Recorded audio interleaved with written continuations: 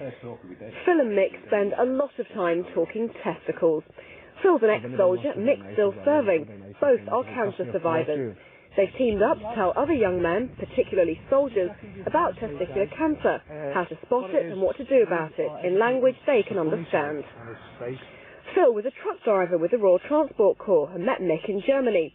He left the army in '96 but called Mick 3 years ago to catch up on the news, only to discover that in those years Mick had survived testicular cancer, stomach cancer and a huge operation to remove tumours from his kidney and spine. Ironically, a fortnight later, Phil discovered he too had testicular cancer, and finding it difficult to get support, he called on Mick.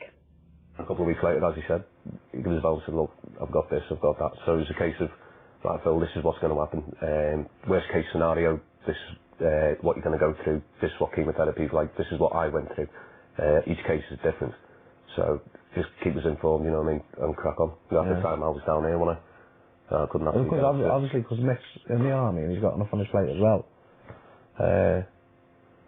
That's why I set the website up at first, because there needs to be someone there all the time that you can answer to. And so checkemlads was born, a website aimed at young men tackling the subject of their tackle in an upfront and amusing way.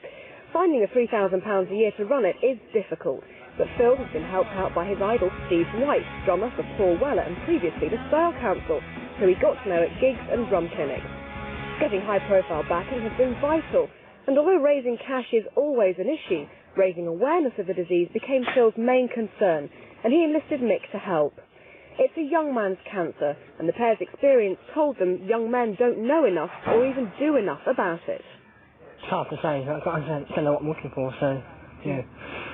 So really, you could do with a bit more education? Absolutely, yeah. No, it can lead to a lot more problems as well, as it can spread as well, so like, you have to do checks on yourself and that, and if anything happens, you have to go see someone about it. And do you check yourself? Yeah. Do you? No. Do you think you ought to? Yes, I do, yeah. Will you start doing after today? Yeah, probably would, yeah.